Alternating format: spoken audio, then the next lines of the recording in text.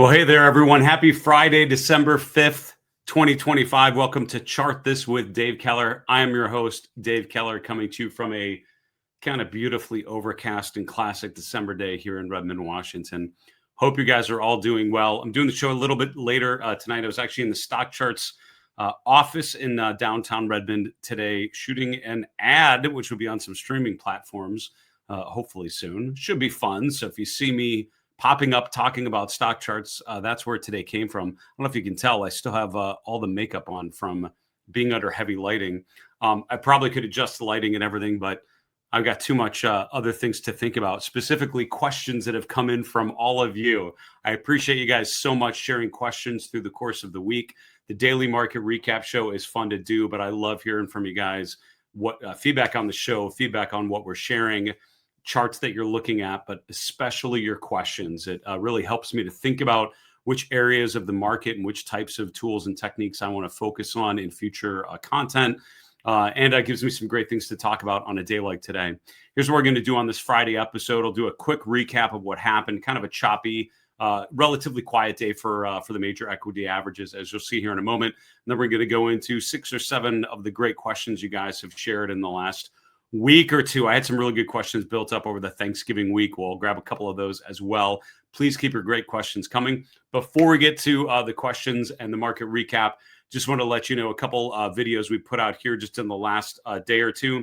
Latest episode of the Market Misbehavior podcast is released with Joanne Bianco of Bond Blocks. Great discussion about fixed income investing, how to use bond ETFs, different nuances to that space. If you're more of an equity or ETF investor and you don't really understand a lot about the fixed income markets, this is a great sort of 101 level conversation, which I tried to ask about risk versus return, how to think about bonds as a part of a larger portfolio. I really appreciated Joanne's perspective on that. Also, did an interview with Steve Sosnick, who's the chief strategist at Interactive Brokers. That is still with the editing team, my editor, and that should be out hopefully tomorrow morning. On Saturday, we'll get that out for you. I'll get that, share that with you as soon as possible. It was a fantastic discussion about AI. Is it in a bubble? Is this just the beginning? How can you tell buyable dips versus major tops? We hit on a lot of really cool questions, and I hope you appreciate that interview as well. Also, we did a choose your own adventure style video on the NASDAQ 100 that was released just a couple hours ago. You can find all of those videos and other great content on my YouTube channel, so please check it out. All right, let us just do a quick recap on the markets. Friday for me is more of a mailbag day on this show. I really like to take time after the Friday close and into the weekend to review the charts in a lot more detail, and the analysis is saved for my Market Misbehavior Premium members. We do a weekly flight plan every weekend where I really think about what we learned through the course of the week, looking forward at the week to come. So if you want access to that, another member-only content, go to marketmisbehavior.com/premium and make sure you use the code YouTube when you check out for 30% off your first 12 months on any plan. And you too can check out the weekly flight plan when it comes out this weekend. Major averages, honestly, pretty quiet day for stocks. The volatility continues to decline. The VIX was down about 1/3 of a VIX point to 15 and change. We remain in a low volatility environment with the VIX below 16. That's basically telling you day-to-day movements in the S&P should be pretty low, and that is exactly what we found today. The S&P did get up to around 6895, not quite to 6900, closed a little bit lower and ended up closing around 6870. That's up 0.2%. NASDAQ Composite, the Dow, all up around 0.2, 0.3%. Mid caps and small caps were essentially flat for the day. As I mentioned, volatility declining. Looking at the fixed income markets, bond prices were lower today. 10-year yield finished today around 4.14%.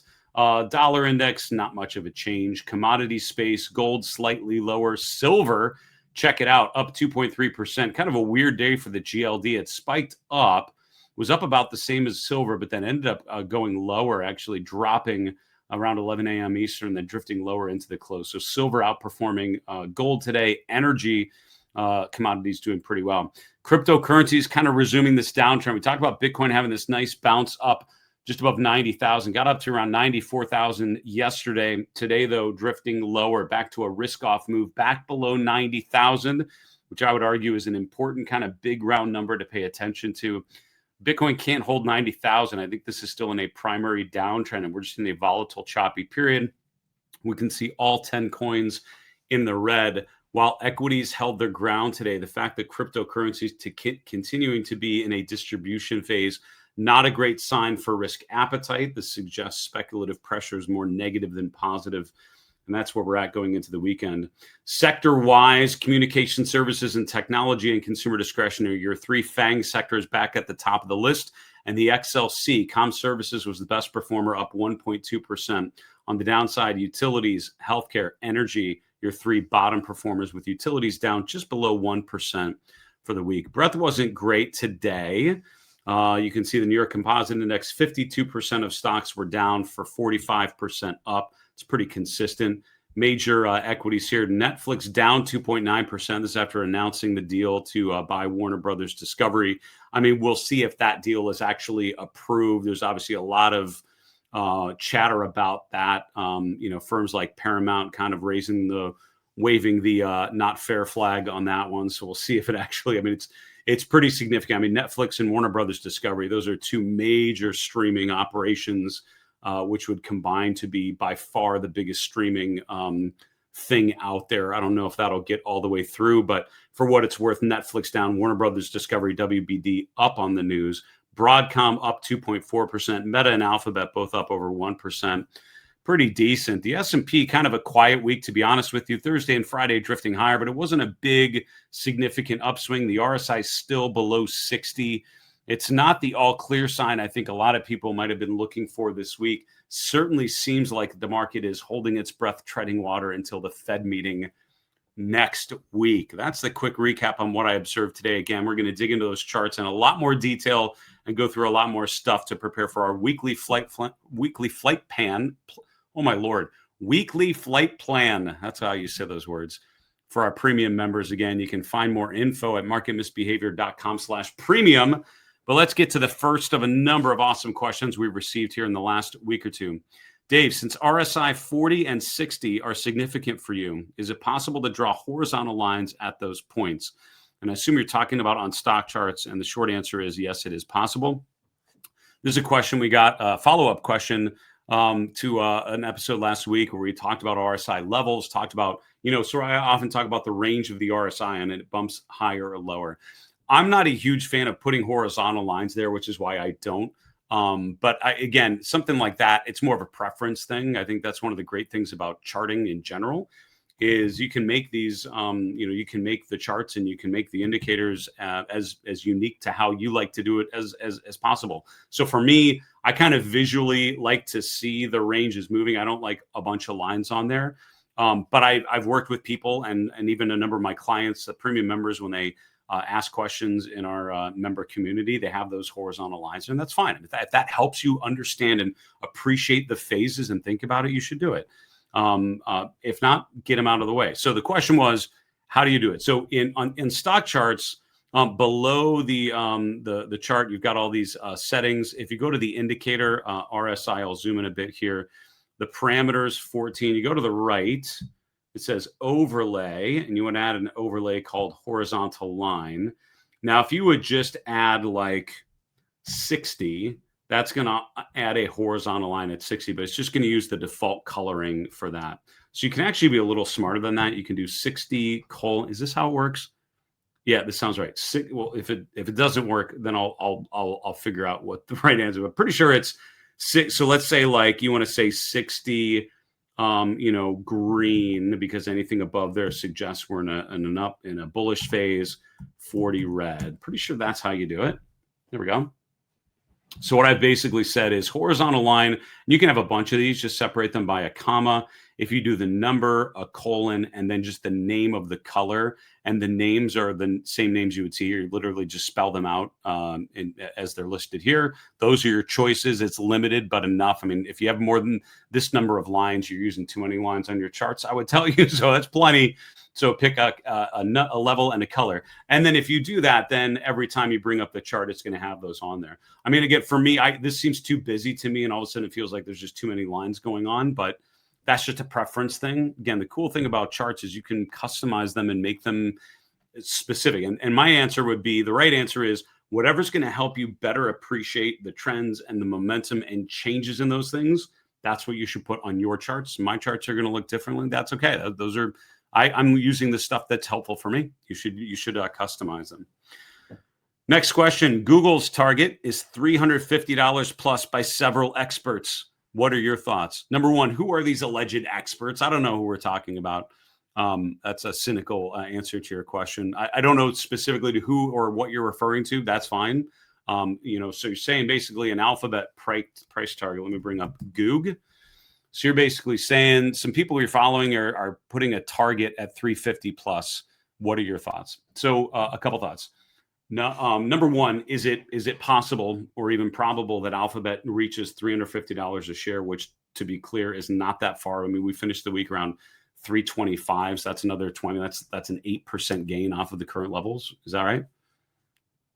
323, yeah, right. 6%, 7%, something like that. I try not to do too much mental math because it'll demonstrate when I completely miss it. I think that's how the numbers would work out. So it's not that far away from crime. That's a couple big days get you up there for sure. So is that possible? Yeah, totally. Is it reasonable that an AI play like Alphabet could go up another 5 to 10%? Yeah, it's possible these names go up another 50 to 100%. All that's possible for sure. So I would say having an upside target based on the continued optimism around AI, I totally get the argument for that. There is, and again, I'm thinking, and when I was interviewing Steve Sosnick, we were talking about, right, being too early on calling a major top, and we talked about, what if this is 1998, and when you think about the .com era, right, 1998, even if you knew the market was going to top, you can't miss the next 2 years saying it's going to be a top and miss the rest of that appreciation, which is one of the many reasons over my career, many lessons learned about why it pays to be a trend follower. And just recognizing the fact that if the trend keeps going up, even if we're in a bubble and the bubble lasts for another year and a half, I'm still going to want to own things and ride that left side of that bubble up as long as possible. That's the benefit of following trends, for sure. So, so my point of that is what if, AI does end up being a big time bubble, but we're just not at the end of it where it bursts, then totally reasonable, right? I mean, and again, 350 is not too far above current levels. My point though is is that possible? Is that even likely? Yeah, maybe. I mean, a chart like Alphabet, I think, is still a very good chart. I don't see anything on the chart of Alphabet suggesting that this should be thought of as anything other than innocent until proven guilty. As a trend follower, that's me basically saying this is a stock that's going higher. It's making higher highs and higher lows. A chart like this, I just want to follow that trend as long as possible. So instead of picking some upside target, some arbitrary target to convince me to own it, I'm following the trend, right? I'm not following a target. I'm following the trend, and the trend is up, which means we could reach that target. We could go a lot further as long as that trend persists. And that comes to, I guess, the most important answer to your question. I'm not big on price targets. You will hear very little when I am going through charts, when I'm talking about ideas, even stocks or things that I like. I very rarely say, all right, I'm bullish on the S&P and I think it goes to 7,500 by next March, because for me, that is a fool's errand in so many ways, right? I mean, it's hard to predict where a market's going to turn even as it's happening. Forget about picking some price level down the road. And I will say the painful lesson I learned about the futility of price targets was when I was just joining Fidelity, and this is like in 2008, 2009. I remember going into a portfolio manager's office and talking about a price target, basically saying, hey, this stock, you own this stock, it's now reached the price target that I was looking at. Here's how I came up with it. I think we should lighten the position. And he kind of gave me a look, stop for a second. He's like, I'm not touching that position. That's my best position. That thing is like, absolutely helping my performance more than anything else I own. There's no way I'm touching that.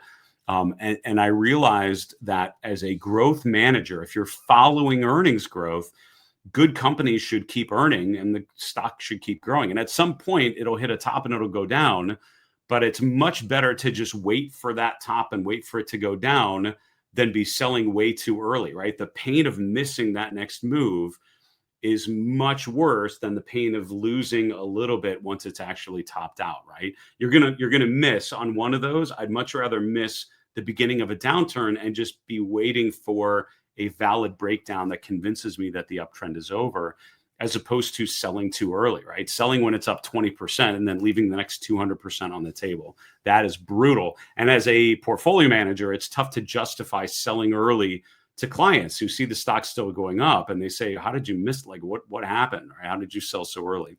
So that was a long-winded answer, and I apologize for that, to say, is a target above 350 100% completely accessible for a leading stock in a leading sector in a leading theme, which is AI, right? Which is what you're getting if you're buying Alphabet here. Am I big on price targets? I am not. There are a bunch of technical tools like Elliott Wave, like Gann analysis, Fibonacci projections or extensions, which are designed to predict or anticipate future peaks. I'm not a big fan of that because for me, when a stock's in a confirmed uptrend, I'm going to want to just own it. That's the essence of trend following or momentum investing. You don't second guess charts and uptrends. You follow them as long as possible. So there we go. Hope that makes sense. And I don't know what the reason was for that target, but I'm assuming that's a fundamental price target, like a, kind of a traditional Wall Street target. And that's based on valuations. Again, I don't think valuations help a lot in big uptrends because any price target like that based on values is just some extreme. It's a made up guess about where a stock is going to trade based on price relative to earnings or cash flows or something, or revenues. I just don't see that as a big reason why a price target would make sense for an AI stock here, because we're certainly not justifying it based on valuations, would be my other cynical answer. All right, next question. What are your thoughts on the RRG, the relative rotation graphs, and do you use them in your process? You can tell where I'm at in the CMT level 2 curriculum. Well, if you are taking CMT level 2, I think that's pretty soon. I don't grade the exam. I used to grade the exams. I used to write questions for the exams years ago. I have not done that in a little while, so I don't remember the dates of when it's up, but I'm pretty sure it's in December. And if it's coming up soon, I wish you great luck. I grew a ton as an investment professional, as a technical analyst, as a my market awareness was elevated greatly by going through the CMT exams, because it forced me to learn all the different parts of the technical toolkit. It forced me to recognize things that I did not use that I probably should. It helped me learn things and not just, avoid indicators or techniques because I just didn't want to worry about them. But I studied things like Elliott Wave to make an informed decision on, here's why Elliott Wave is not going to be a big part of my process. And I'm kind of okay with that. So when people ask me, do you use Elliott Wave or something? I can explain, no, I don't. And here's why, because I learned the rules and I learned it and I analyzed it and I demonstrated that I could use the toolkit. And I learned enough to realize, for me personally, that didn't make a lot of sense based on how I like to invest. But I think that's only a decision you can make once you've forced yourself to learn all those things. And so learning about a great deal about the technical analysis body of knowledge helped me really refine my toolkit to the analysis and the charts that I show you today. I'm ever appreciative to the CMT Association and mentors there, that helped me to have that realization. So I wish you great luck, and others taking the CMTs for sure. Specifically about the RRG, I'm a huge fan, and if I've not mentioned that enough, I'll explain sort of the story. I thought I had a bookmark with those, but maybe it's in a different place. Where is it? Oh, here we go. I'm a huge fan of the RRG, and I use the relative rotation graphs often. I don't show them a lot on this particular show. I do use them in other parts of my process and in other discussions and other meetings that I do. But I don't. I'm realizing how much I don't show them here on the show. But on my YouTube channel, you'll find a number of videos where I talk about the relative rotation graphs. And so the quick story is, I've used the RRG for years before it was even called an RRG, or certainly popular as an RRG. I met Julius de Kempener when he was at a broker based in Europe. I'm trying to even remember what the name of the firm was. And Julius, I forget. I'm so sorry. But remember, I was at Fidelity. I was actually at Bloomberg when I first met him, and was introduced through a mutual friend. I met Julius at an MTA event, a CMT Association event in New York. And then when I went to Fidelity, started, getting his research, and I would, we'd get a lot of brokers sending research, and Julius would send us his, the early version of the RSI that he was doing manually in Excel. And I asked him, and hopefully he would agree with this origin story, but he would, send it. And I asked him, he asked me what we were doing with it. And I told him we were taking an image, because he would send an image every week in his research. And we would take the images and put it in a big, slideshow.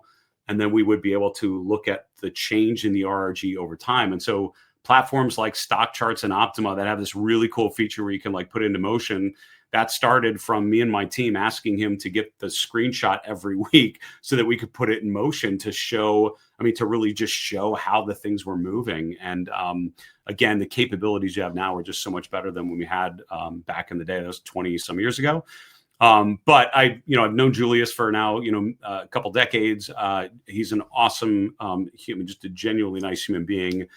But also a really knowledgeable market practitioner. And I really love, this is one of the great innovations in my lifetime in the technical analysis community, in terms of taking a scatter plot, but really visualizing sector rotation visually in a way that we all kind of think that it happens, right? We have this idea that sectors rotate. You can talk about rotation, but most of the time we don't demonstrate it in a visualization like this. And I think that's something that Julius, to his credit, found a way to do using technical analysis tools. And I love thinking about that rotation, that leadership rotation, as ideas come into favor and out of favor. And, and so I think it's a fantastic way of doing it. Now, you can do this sort of visualization with anything, right? You can look at asset allocation. You can look at stocks in a sector. So two things that I've, over my career, have used this for a great deal. Number one, and the most common way that I use it, is with sector rotation. And just thinking about how are these 11 sectors performing relative to one another. It's all based on relative strength or relative performance, which is why it's so helpful. The other thing I have done, this is something I used to do a lot more when I was working with institutional money managers primarily. They would have a couple hundred stocks in a portfolio. We would create a big relative rotation graphs with their entire portfolio, and we would focus on what was working and what was not. We would focus on things that they held that were underperforming, and looking at those as an opportunity to lighten up or raise cash. We would look for things in their benchmark that they didn't own that were starting to improve. And that was a really good way of demonstrating to a money manager, here's how to think about your portfolio. Here's a way to think about your portfolio you probably haven't thought about too much. So yeah, big fan. I love the idea of visualizing sector rotation. I usually look at the weekly and daily RRGs. The general idea is you look for sectors rotating into the improving quadrant, and then as they strengthen, they go into the leading quadrant. As the relative performance is still strong, but the momentum wanes, you go to the weakening quadrant, and then underperforming in the lagging quadrant. And owning things that are generally rotating up here to the upper right and lightening up on things that are generally going to the lower left has served me very well over my career. All right, we'll continue on. I've got 3 or 4 more questions to share with you. As a reminder, last call for the Black Friday sale from Seeking Alpha. They've been a long time, partner of Market Misbehavior, and I'm thankful for that. Black Friday, they're offering 20% off all their premium products. I believe it's through the end of this weekend. It might be through just the beginning of next week, but it's right at the end. So please check it out. If you are considering taking a look, now's the time. You can go to marketmisbehavior.com/alpha picks. That is their product where they go through their quantitative model. They hand select a stock or two every month. They dive deeper and share with you details about why they, just breaking down the potential idea and how it could make sense. So I like how it combines systematic quantitative methods with the value of diving deeply in the fundamentals and technicals of one particular stock. So you can find more information about that platform at marketmisbehavior.com/alpha picks. They also have a premium membership where they have access to their quant models, their scanning tools, premium research, and a lot of other great, portfolio health checks and all of that sort of thing. You can find info there at marketmisbehavior.com/seeking alpha. And you can combine those two for a powerful bundle of awesomeness at marketmisbehavior.com/SA bundle for Seeking Alpha bundle. Again, use any of those links or scan the QR code that you see on your screen. Gets you a great deal for Black Friday. Also helps me make Market Misbehavior awesome. Thanks again to the folks at Seeking Alpha.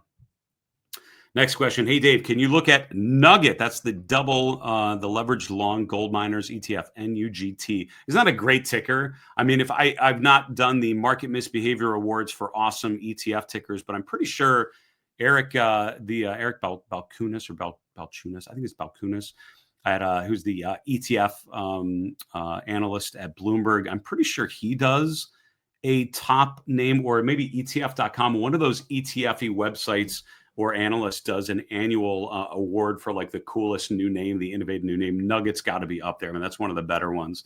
It's looking like a cup and handle with an upside to almost 248. What would be the trigger price and confirmation? Let us take a look, shall we? NUGT. So this is the double bullish gold miners ETF. So it's basically like taking this, what am I thinking? GDX, I believe it, or something like this is what they're looking. They're basically taking the GDX and doing a double version of the GDX. So if the GDX is up 1% on an average day, Nugget should be up like 2%. That's how the math should work on one day only. I mean, that's how it's designed to do it. So first off, I will qualify what I'm about to show you with this caveat. I'm not a huge fan of analyzing leveraged ETFs or inverse ETFs and analyzing the charts. What I would much rather do, if it's something like Nugget for gold, or if it's something like SH or SDS, which is a double short S&P ETF. I'm not a huge fan of like looking at SDS and applying technical concepts to that. I'd much rather look at SPY, look at the underlying thing. I always think, what's the underlying instrument that this leveraged ETF is based off of? Analyzing the underlying instrument on its merits, and then thinking of something like the leveraged ETF as a way to play an aggressive bet on the underlying security. But inverse and leveraged ETFs in particular will have weird volatility and weird things happening. And so I'm not as much of a fan of analyzing those directly. So if I'm looking at Nugget, I would much rather look at the GDX. The patterns are going to be very, very similar. So it doesn't make a huge difference here. But just so you know, I'm not a huge fan of doing this, because I'd much rather analyze the underlying security and then think of a leveraged ETF as just one of the ways I could play, right? Is this a conviction? Do I have enough conviction in this trade to do a double or triple long version, or am I just using the plain vanilla version? Having said that, you asked about the chart, so we'll look at it. I'm not sure exactly what cup and handle you're seeing. Whoever asked this question, if you want to go in the comments section and include a link. So on StockCharts, you click on this little link below the chart, click on copy link and paste what it popped in your clipboard into a question. So I'll know exactly and just see the chart you're looking at. Maybe that will help me a little bit. But if you're talking about like this, it's actually not a cup and handle pattern. And I'll show you why. And again, I'm assuming this is what you're looking at because it looks kind of like a cup and handle. A cup and handle pattern really, in my book, and this is a pattern popularized by William O'Neill, who created Investors Business Daily. This is one that's popularized in his works, and I'm a huge fan of it. But cup and handle pattern, this is looking good. Then you should have a big cup, which should get back up to the rim from October. So we should go back to like 190, and then a shallower pullback that also gets to 190. And to your point, what's the trigger? The trigger is the rim of the cup. We need to break above there. So I would see this as a cup and handle if you get back up to 190. If we then have a shallower pullback like that, that would be the cup and handle. So to illustrate like what I think would make a reasonable cup and handle, it would be like this. And I'm butchering the chart just to kind of show you. Like this would be an idealized cup and handle. Like here's the cup. And then like here's the other thing. That was horrible. You get what I mean? So there's the cup, there's the handle. Now, what you're doing, I think, is saying, all right, I think this is I guess you're thinking this is a cup. And then like, that's the handle. I'm not, and that, I mean, that your coffee's spilling all into your handle, right? I mean, that's not a great cup and handle. So in my opinion, and some people disagree on this, but in my experience, look, you need the cup to be like, it looks like a cup and the liquid's not spilling out. And then the handle should be a much smaller version, a shallower pullback. In any case, the break above the rim of the cup, or what you think of as like the neckline, that's what's so important, right? So you need to get back above that rim to complete. That's the trigger, and you'd want to see a follow through above there.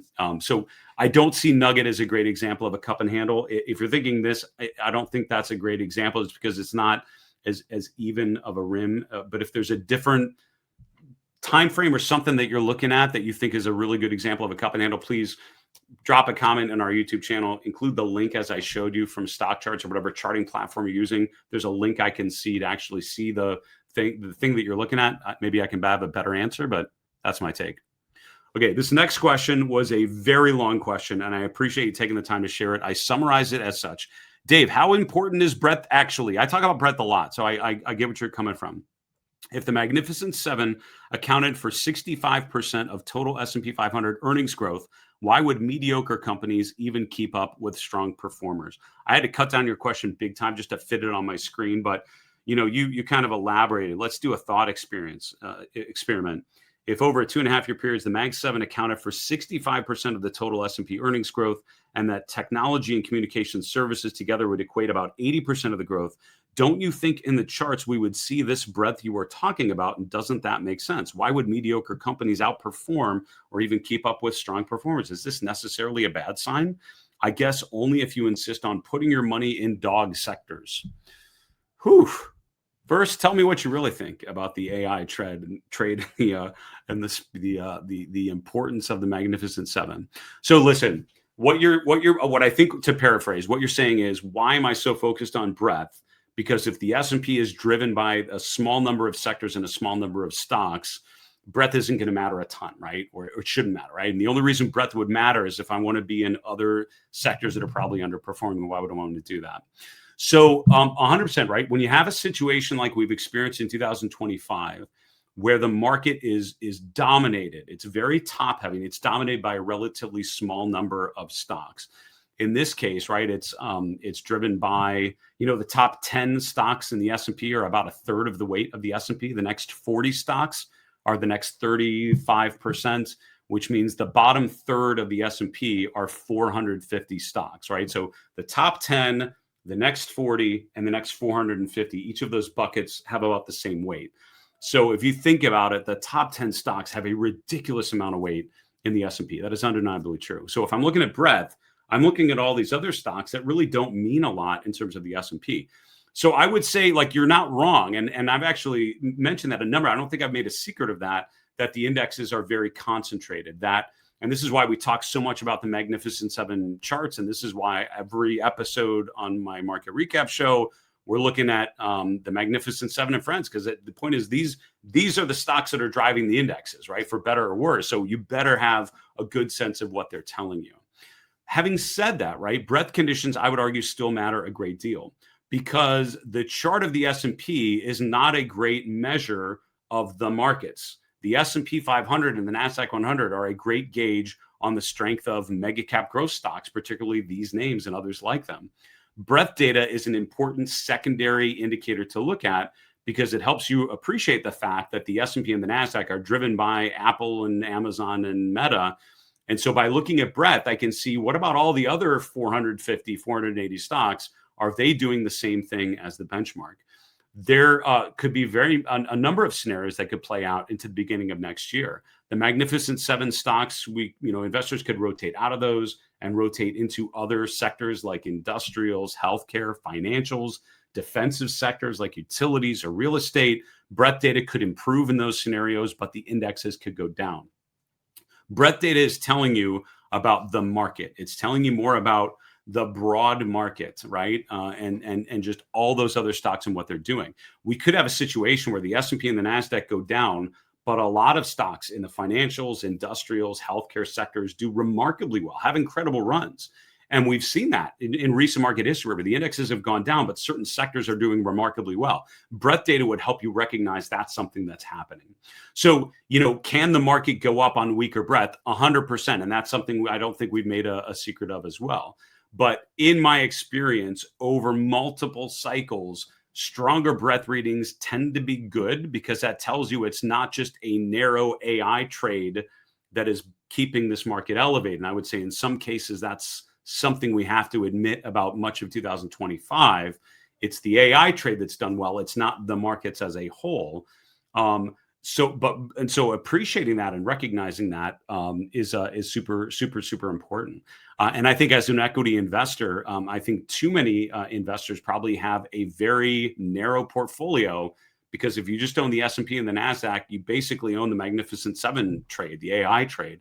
There are a lot of other things out there, and there could be a scenario where if you just own the S&P, you start underperforming, right? Or that you miss the opportunity to perform better because you're not looking at other sectors and plays. So that's why breadth, I think, still matters. And again, I don't think it's the whole story, which is why I don't lead with that. We talk about the major indexes. We talk about what they're doing. We talk about leading stocks, and we talk about breadth to paint a complete picture about what's happening in the equity space. More to come for sure, and we'll keep updating you on breadth data along with other things.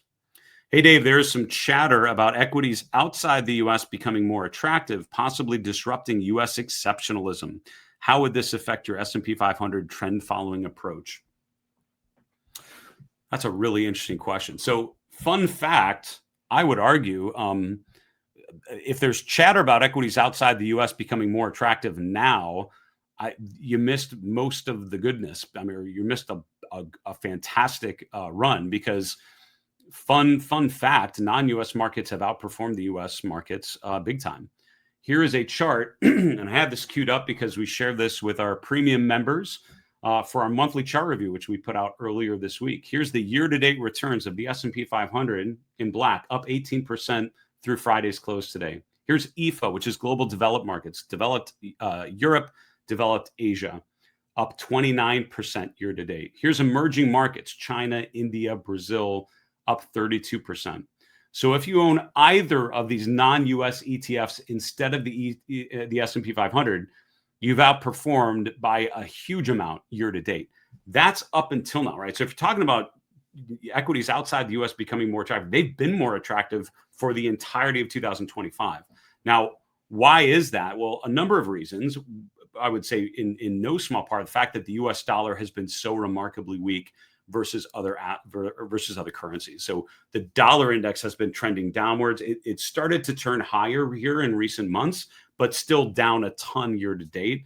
And because the dollar is so weak, those non-US markets looking way more attractive, particularly on a relative basis. So owning non-US markets has been fantastic in 2025. In my own portfolios, I don't own either of these ETFs. This is EFA and EEM that I use to track these.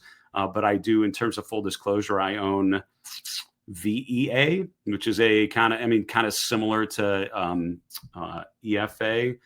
EFA is, I think, EFA, which is an MSCI Morgan Stanley Capital International ETF issued by iShares. I own this one, VEA, which is the Vanguard Developed Markets ETF. Very similar returns and all of that.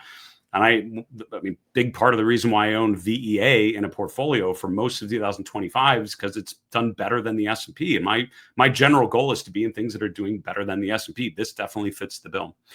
So yeah, I mean, I think that's been a very good trade in 2025. If you've been too focused on the U.S. markets and if ignored non-U.S. markets, you probably missed some really good opportunities in 2025. This is a big part of why in our monthly chart review, we focus on non-U.S. markets for a while and just reflect on where opportunities have emerged that are better than what we've seen in the U.S. And that's been a big story in 2025.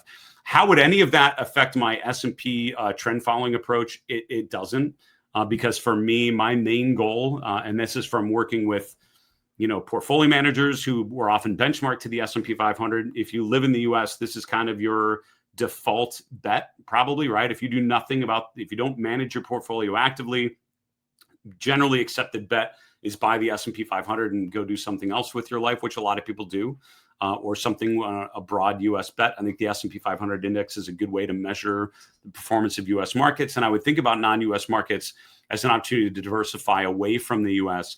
For years, non-U.S. markets underperformed, but in 2025, that's changed quite a bit. So keeping an eye on that relative performance, I think, is pretty valuable. Last question, Dave. I've been using RSI, but what does RS, relative strength, do differently, and is this helpful, or are they the same? Big red alert on that one. They are definitely not the same, and let's look at what they represent. here's a chart of NVIDIA, and this is my default kind of go-to chart that I share a bunch of times on every episode. This is RSI, the Relative Strength Index. This is RS, Relative Strength. RSI, it's a horrible name that Wells Wilder gave to this indicator when he released it in the 1970s in a fantastic book, New Concepts in what's it called? New Concepts in Technical Trading Systems, I believe is what he called that. It's a really cool book with like his handwritten notes where he would hand calculate indicators like RSI and parabolic studies and ADX in an accounting ledger. And you can see the copies of what he did in the book. It's pretty cool. RSI is a relative strength index. It's really not a great name because it's not relative to anything else but itself. Some platforms I've seen call it the internal strength index, which is a better name because it's basically looking at the average up day versus the average down day. When NVIDIA closes higher, how much higher does it tend to go? When it closes down on the day, how much lower does it tend to go? And RSI is essentially, with some exponential smoothing included, is a ratio of the average up day to the average down day over a certain look back period. So it's basically relative to its own normal movements, because the idea is you're looking at when the stock is moving too high too quickly relative to what it normally does, or too low too quickly. Now, relative strength is what you're seeing at the bottom, which is a ratio, a relative performance of the stock versus a benchmark. So this is where you actually do compare NVIDIA versus other things you could own. And if the line is going up, you're outperforming the S&P or whatever's in the denominator. If the line's going down, you're underperforming. So I use the two of these together in conjunction with price. So the price tells me what's the trend. The RSI, a measure of momentum, tells me the strength of that trend, really the nature of how the price is getting from point A to point B. But then arguably most important is the relative strength, the relative performance, which tells me what's NVIDIA doing versus other stocks I could own. A lot of times we ignore the opportunity cost, right? If you tie up your capital in NVIDIA, you are not able to use that capital to buy something else that might be outperforming. So if our goal is to outperform the S&P 500 or some benchmark, then you want to own things where the relative strength is going up, the relative performance. So those two indicators are very, very different. I apologize, they have the same name. I didn't do it. If I could go back in time and change how these were named, I would do it, because it has created so much confusion over the years for people. And I often get a version of that question when I do presentations, but that is what those two indicators are, and why I would argue both of them could have a place in your approach. Folks, that'll do it. Thank you so much for supporting me and Market Misbehavior. Thanks for watching the show today and this week. If you want to keep an eye on these markets as we navigate the rest of 2025, you're in the right place. We share a market recap show every weekday after the close here on our YouTube channel. If you want to learn more about our premium memberships, go to marketmisbehavior.com/premium. Make sure you use the code YouTube when you check out for 30% off your first 12 months on any plan. That could be a great way to upgrade your investment process going into the new year. For now, I'll say have a wonderful weekend. Thanks so much for watching. I'm Dave Keller, reminding you it's always a good time to own good charts. Take care, folks.